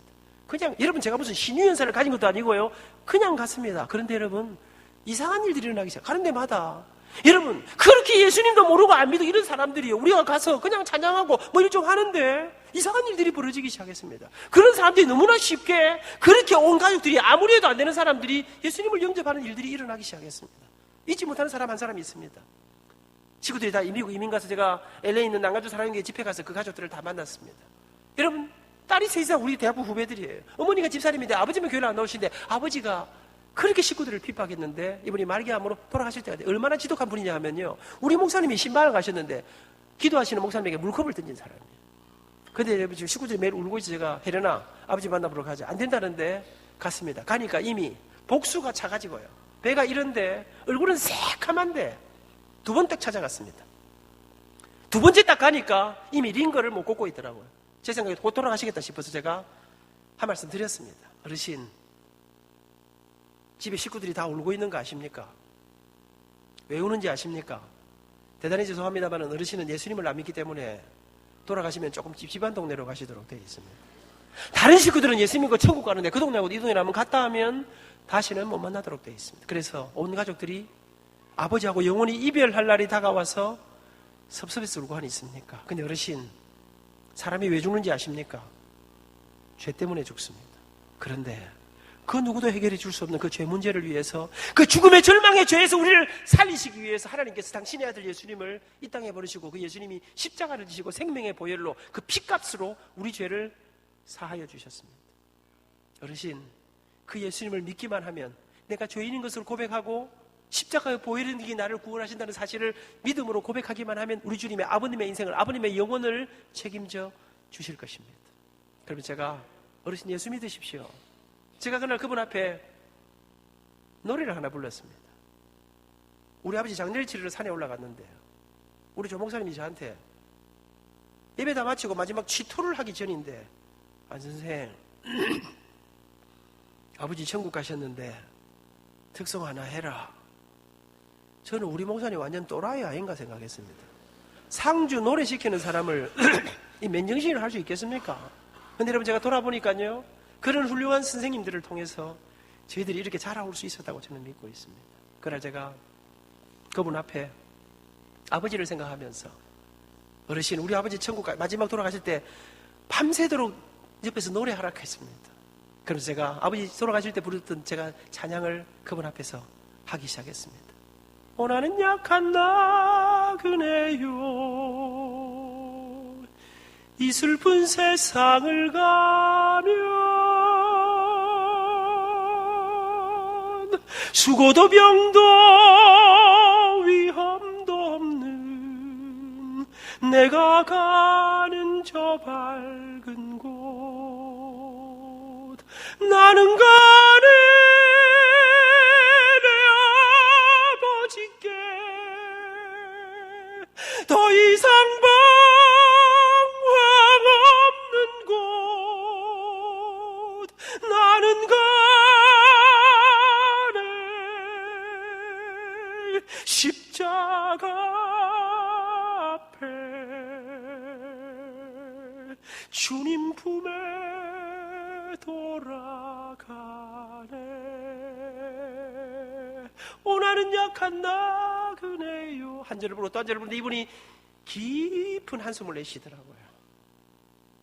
제가, 어르신, 앵콜송 하나 더 하겠습니다. 그러면 제가 우리 아버지 돌아가시고 한 10년 동안 아버지 생각날 때마다 부르면서 울었던 노래를, 그때 제가 그 찬양을 정말 많이 부르면서 울었던 노래입니다. 그분 앞에 놓고 그 찬송 부를 때마다 세상에 아무도 의지할 길이 없을 때 제 손을 잡아주시는 주님을 생각하면서 노래 한 곡 더 불렀습니다. 그분을 앞에 놓고, 험한 세상 나그네 길, 나의 맘이 고날 때 사랑스런 주의 손길, 내 맘을 항상 두드리네.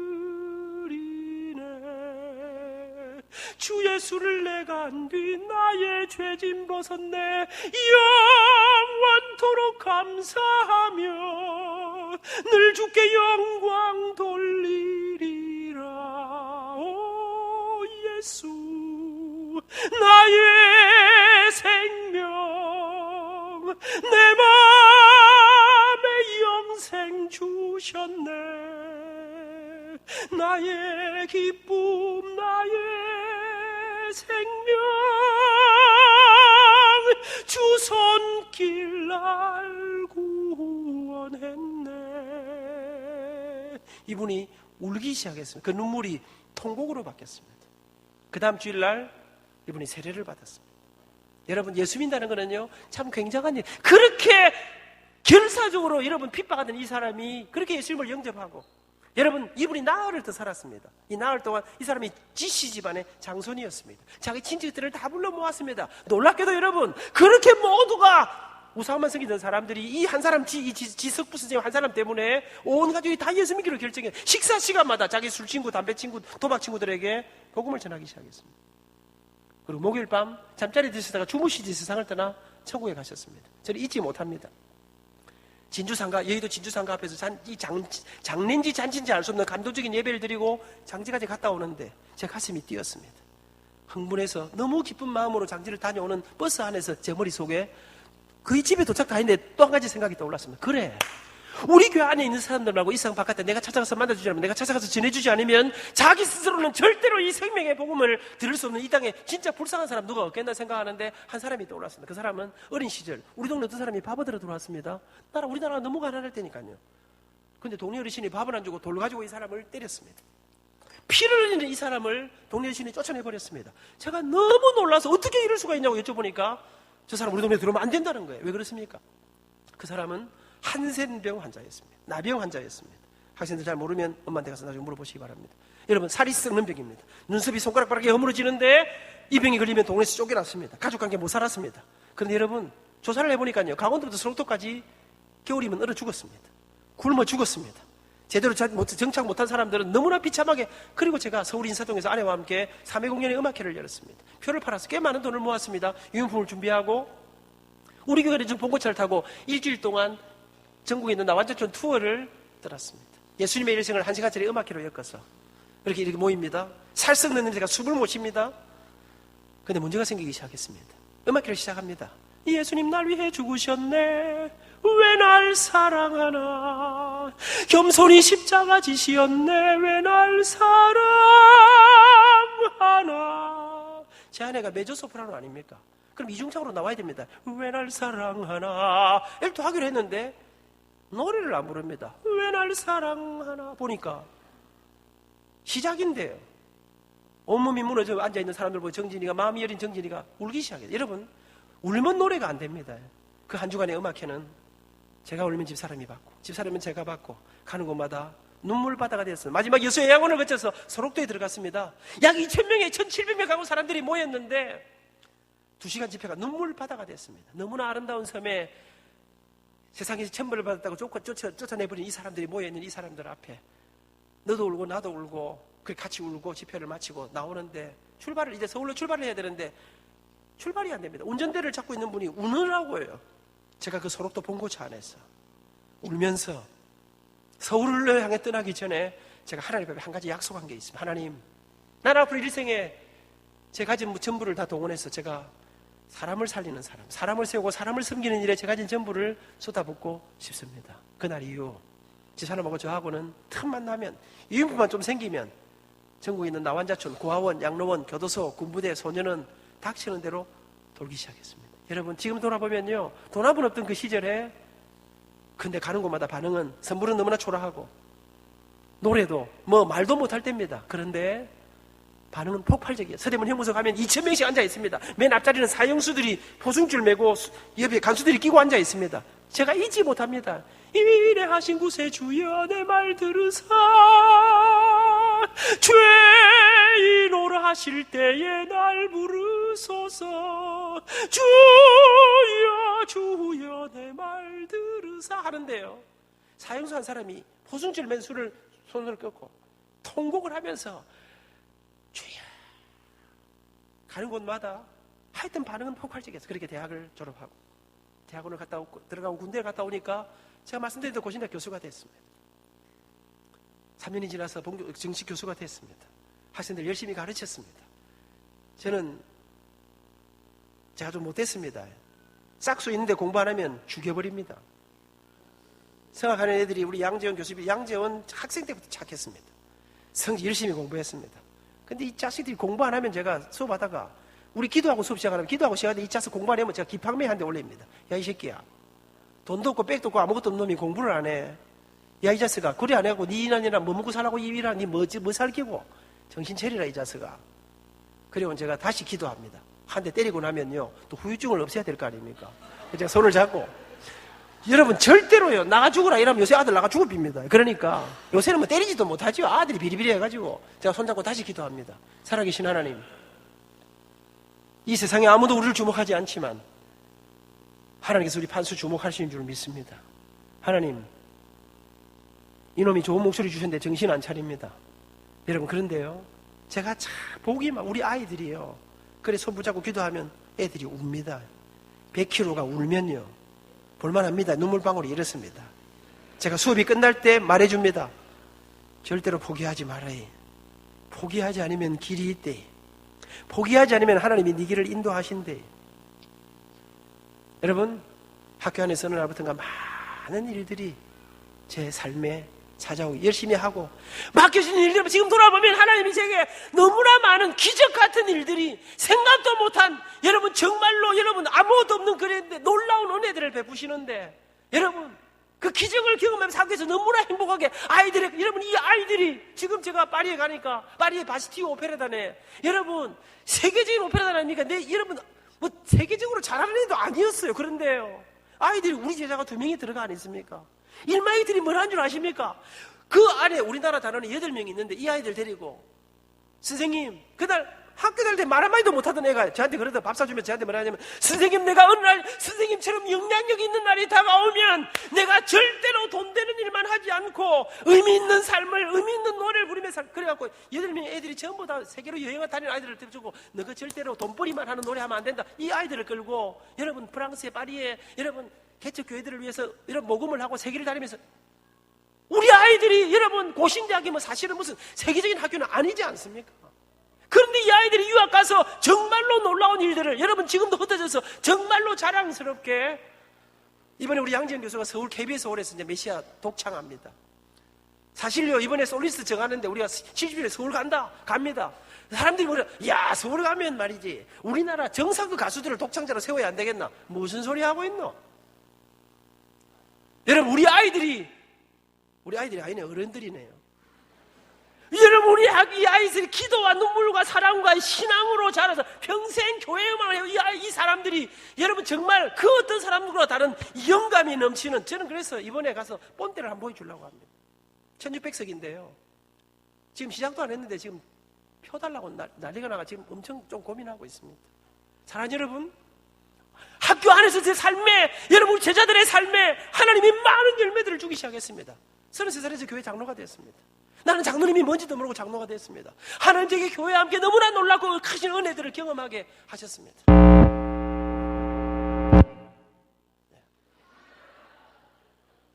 이게 지금 뭐라냐면 이제 마치는 게 좋을 텐데, 너무 오래 하면 내일 아무도 안 나올 텐데 지금 이렇게 하고 있어요. 그래서 제가 마치려고 생각합니다. 5분만 더 하고 마칩니다.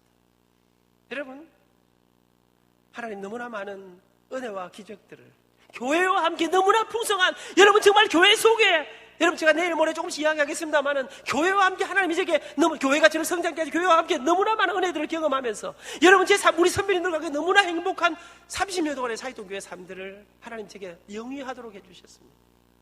오늘부터 이상한 일이 벌어지기 시작했습니다. 마산에서, 대구에서, 여수에서, 광주에서 저를 초청하는데요, 교도소도 아니에요, 나원주소도 아니에요. 우리나라 기업체들이, 정부기관들이, 사회단체들이, 학교들이 저한테 와서 강연을 하래요. 저는 그래서 못한다 그랬어요. 나는 그런 거 하는 사람이 아니라 그랬어요. 나는 그런 거 할 줄도 모른다. 근데 하도 와서 하래요. 나는 강연하고 이런 거 하면요, 강연하고 노래하면 돈 주는 줄도 잘 몰랐어요. 맨날 유니폼 들고, 이게 도다리 들고 싸돌리다 다니다가요. 근데 대구에 있는 한 기업체에서 가서 강연을 또 하면 제가 열심히 하거든요. 했더니 내 봉급보다 많은 돈을 주는 거예요. 우와, 이게 무슨 일이고 괜찮네 싶더라고요. 그런데 갔다 왔는데 한 곳에 갔다 오면 5곳에 소문이 나는 거예요. 이게 도대체 무엇이 되는 건가 싶은데, 이게 마산에서 대구로, 대전으로, 서울로, 교회에서, 학교에서, 교회, 곡 바깥에서, 이게요. 그렇게 80년대가 지나갔습니다. 88 올림픽 끝나고 1990년대가 딱 들어왔습니다. 90년대 들어와서 제가 미국에 한 번도 가본 적이 없습니다. 근데 미국에서 저한테로 비행기표도 정하고 초청장이 날라왔습니다. 미국에 와서 당신 이야기를, 당신 음악회와 강의를 듣자는 거예요. 당신들은 어찌 하십니까? 이랬더니 서울의 한 교회가, 제가 3일 동안 그 교회 가서 뭐 이런저런 이야기를 했는데 이 사람들이 내인데 말도 안 하고요, 카세트 테이프를 8개짜리를 만들어가고 이 박스에 넣어가지고 2000세트를 전 세계 이민교회 선교지에다가 다 갖다 뿌려놓은 거예요. 나도 없는 거를 내가 하나 좀 내가 한번 들어보자고 얻어봐. 그래서 제가 미국에서, 그래서 올해서 갔습니다. 3주간 동안 미국이 엄청 잘 살 때입니다. 꿈결 같은 투어를 하고 돌아왔습니다. 5개월 딱 지났는데 미국의 한 신문사가 저한테 미국 5개주 앵콜쇼를 하자는 거예요. 갔다 왔습니다. 그날 이후 여러분이 저를 잘 아시지 않습니까? 저는요, 부산, 경남, 가끔 뭐 이렇게 뭐 대전, 서울, 이 정도가 딱 수준이, 저는 제 주제를 우리 집 사람하고 저하고는 주제 파악이 너무나 잘 되고 있습니다. 우리는 우리가 가진 것에 비해서 너무나 과분하게. 저 사실 이런 거예요. 나는 사실 이 목사님이 왜 이러시는가 잘 모르겠어요. 저를 왜 오라 하셨는지. 한 가지 이해할 수 있습니다. 지난번 제가 집회를 누가 하셨냐 물어보니까 박영돈 교수님 오셔서 집회하셨다면서요. 또 누가 했다 했습니까? 예? 이종관 목사님. 영성과 실력이 최고 아닙니까? 근데 여러분 너무 수준 높은 이야기만 들으면 조금 얹히는 강의이기 때문에 뭐 그런 면에서는 또 제가 이렇게 크게 뭐 쓸 것도 없고 뭐 신경 쓸 것도 없고 그냥 뭐 듣다가 가면 되는 정도의 이런지 뭐 그렇지요. 그런데 여러분 저는 제가 제 주제를 너무 잘 아는데 그날 이후 지금까지 제가 세계 약 65개국을 다녔습니다. 지금도 다음 주에 홍콩 다녀오면 뉴질랜드에서 홍콩에서 방학이 되면 여러분 저는 제가 도대체 왜 이러는지 모르겠어요. 그날 이후 이상해요. 삼성에서 현대에서 박사들을 1000명씩 2000명씩 모아놓고 우리나라의 정부기관들이 육군사관학교, 해군사관학교, 공군사관학교 여러분 저는요 미안합니다. 저는 짝대기 하나 육방이라고 아시는가 모르겠습니다. 6개월 방위한 사람입니다. 육사생도 전원을 모아놓고 육사는 지금까지 이랬습니다. 딱 입학하면요 자기 종교를 결정합니다. 한 번 종교를 신앙을 결정하면 졸업할 때까지 종교를 못 바꿉니다. 그 한 번 결정하면 거기에서 참모총장이 앞으로 그 기수가 올라간 참모총장이 불교에서 나오느냐 천주교에서 나오느냐 기독교 나오는 그 처음 1학년 입학해서 처음 초기에 그 결정하는데 육사에 있는 우리나라의 우리 군목들이 전원이 의논해가지고 저보고 와서 그 결정하는 자리에 설교하라 했습니다. 그 자리에 불교 고승도 한 마리 와서 설교하고 개톨릭의 유명한 사람도 오고 저도 갔습니다. 80%가 기독교를 선택했습니다. 사랑하는 여러분, 그런데 상상도 못 수한 일이 제 인생에 일어나기 시작했습니다. 오늘 전화가 왔습니다. 발신제한 번호였습니다. 안민입니다 했더니 국정원입니다 이라는 거예요. 국정원이 뭐 하는 데입니까? 간첩 잡는 데 아닙니까? 그래서 제가 그랬지 왜 이러십니까? 나는 공산당을 싫어합니다. 우리 할아버지가 평양부터 신우주 용천에서 장로님이고 지주였거든요. 우리 김일성이 들어와서 우리 할아버지가 무슨 일을 했는지 우리 아버지가 막내 아들 우리 아버지가 다 아시는 거 아닙니까? 할아버지가 막내 아들 우리 아버지 우리 엄마에게 빨리 내려가라 곧 따라가마. 그리고 아무도 못 내려왔습니다. 여러분 제가 좀 이상하더라 기분이. 그랬더니 그 교수님 그게 아니고 와서 강연을 해달라는 거예요. 제가 무슨 이야기를 합니까? 그랬더니 변화에 대한 이야기를 하라는 거예요. 사법연수원에서 와서 특강하래요. 소방방재청에서도 특강하래요. 공무원 연수원에서도 특강하래요. 물론 가면 뭐 예수 믿으라 이렇게 못합니다. 삼성 이런 데 가면 겁납니다. 페이퍼 딱 들고요. 딱 끝나는 대로 바로 점수 매깁니다. 오늘 강의가 당신의 영업활동에 도움됐는가? 아주 영업된다. 보통 때 형편을 딱 엉망진창이다. 여러분 강사 사례비와 점수가 같이 옵니다. 주로 거기는 강사들이 뭐 달인, 김병만 뭐 이런 사람들이 옵니다. 제가 언제나 탑 클래스입니다. 사랑하는 여러분, 저는 이제 말씀을 맺으려고 합니다. 저는 가는 곳마다 핵심적인 변화 조금 달리 합니다만은 때로는 봉사로, 때로는 섬김으로, 리더십 이런 강의들을 여러 가지 합니다만은 여러분 제가 그 안에 핵심으로 담는 내용들이 이런 내용들입니다. 나는 내 인생 20살의 죽음의 절망을 맛보았습니다. 나는 예수를 믿는 기독교 교인입니다. 우리는 힘들고 어려울 때 그분에게 우리의 소원을 아뢰는 기도라는 것을 하는 사람들이 기독교 교인들입니다. 나는 그분에게 날 좀 도와달라고 기도했는데 어느 날 그분의 대답은 너무나 야속한 것이었습니다. 그분은 제게 네 가진 것을 먼저 내놓으라 했습니다. 아무리 뒹굴어도 나는 내놓을 게 없었습니다. 그리고 울면서 주저앉아 버렸습니다. 더 이상 기도도 못하고 기도할 힘도 없던 그렇게 무너져버린 제 인생에 그분이 직접 찾아와 만져주셨습니다. 어느 날 그분이 내 눈물을 닦아주시면서 너는 가난하지 않다. 그리고 나는 내가 가진 줄 몰랐습니다. 근데 그분이 내 가슴 속에서 나도 몰랐는데 이게 나는 가진 것이라고 생각도 못했는데 노래라고 하는, 젊음이라고 하는, 열정이라고 하는, 부지런함이라고 하는, 이 세상에 그 누구도 손잡고 싶어 하지 않은 사람에게 손을 내미는 긍휼이라고 하는, 위로라고 하는, 섬김이라고 하는, 나눔이라고 하는, 사랑이라고 하는, 그리고 내 작은 노래 속에 내 작은 사랑을 담아 이 땅의 절망의 사람들에게 나눠주던 어느 날, 그렇게 살고 열심히 정신없이 살던 어느 날, 여러분, 저는 솔직히 말씀드리면 저는 돈을 벌려고 그렇게 노력해 본 적은 별로 없었습니다. 돈을 어쩌면 더 벌어볼까 생각도 별로, 그래 봐야 돈 벌리는 것도 아닌 걸 제가 너무나 잘 아니까. 그렇게 어느 날 돌아보니까 나는 내 인생에 우리 아버지가 물려준 빚이 평생에 안 없을 줄 알았는데 어느 날 그 빚도 사라졌습니다. 우리 어머니 올해 85입니다. 내일 이야기하겠습니다마는 저는 우리 장모님도 84입니다. 두 어르신을 지금까지 모시고 부족하지만 잘해드리지 못하지만 봉양하며 살아 단 한 번도 어머니 용돈 드린 날을 한 번도 어김없이 모시고 살아 올 수 있었습니다. 아들 둘 잘해주지는 못했지만 외국에서 공부하는 아이들 학비차가 필요한데 5,000불짜리 똥차를 사줬지만 그래도 하여튼 공부도 시킬 수 있었습니다. 사랑하는 여러분, 살다 보니 집도 생겼습니다. 부자는 아니지만 돈이 없다고 아무것도 그렇다고 못 해본 것도 또 없는 것 같습니다. 어느 날 돌아보니까 여러분 인터넷에 들어가 보니까 내 이름으로 나오는 게 뭐 나는 한 번도 모르지 많이 나왔습니다. 제 책에다가 출판사에서 당신의 삶이 너무나 행복하다고 행복 콘서트라 이름 지어 주었습니다. 그리고 어느 날 제가 소스라치게 놀란 거 있습니다.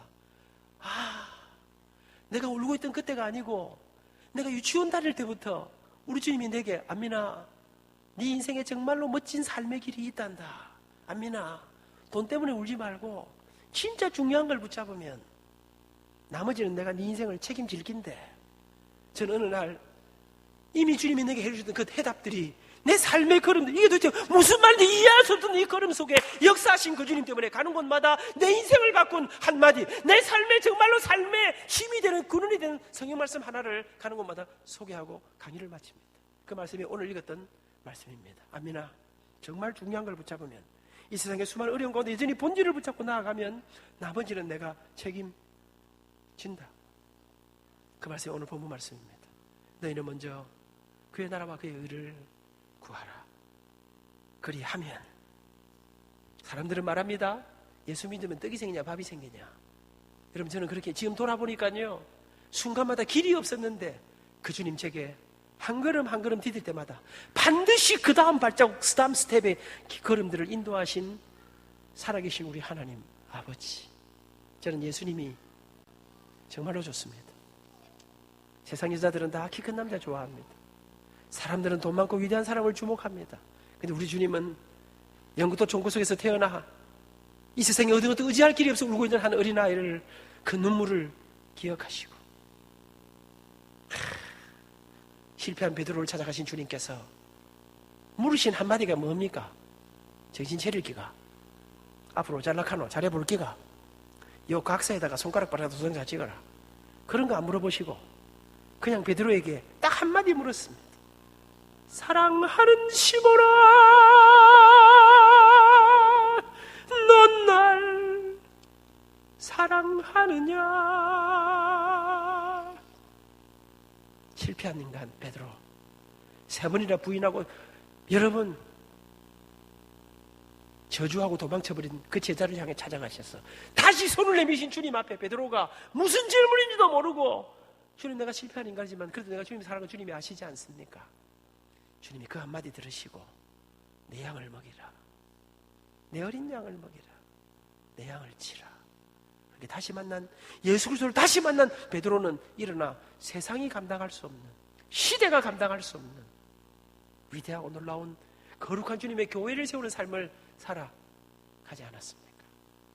사랑하고 존경하는 자랑스러운 우리 한소망의 성도 여러분, 주님 우리에게 이 혼탁하고 어려운 시절, 세계 1등 부자 나라가 됐는데 다들 죽겠답니다.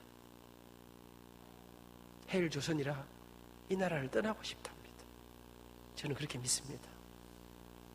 여전히 이 땅의 이 시대의 희망은 교회라고 말입니다. 예수 그리스도라고 말입니다.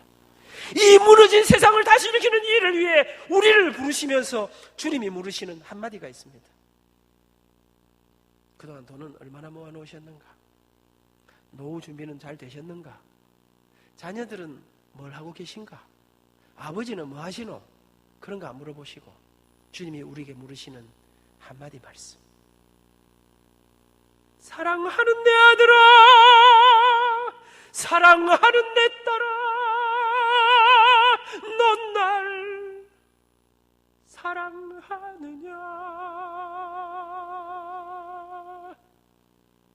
우리 3일 동안 그렇게 분주하게 살던 우리의 삶을 다시 돌아보면서 주님 앞에 난 어디를 향해 달려가고 있는가? 내일 저녁 저는 진정한 성공이 무엇인가? 진정한 행복은 무엇일까? 우리는 정말 행복한 인생을 살고 있는가? 그 삶의 비결은 무엇인가? 그런 길이 있나? 그런 길이 있습니다.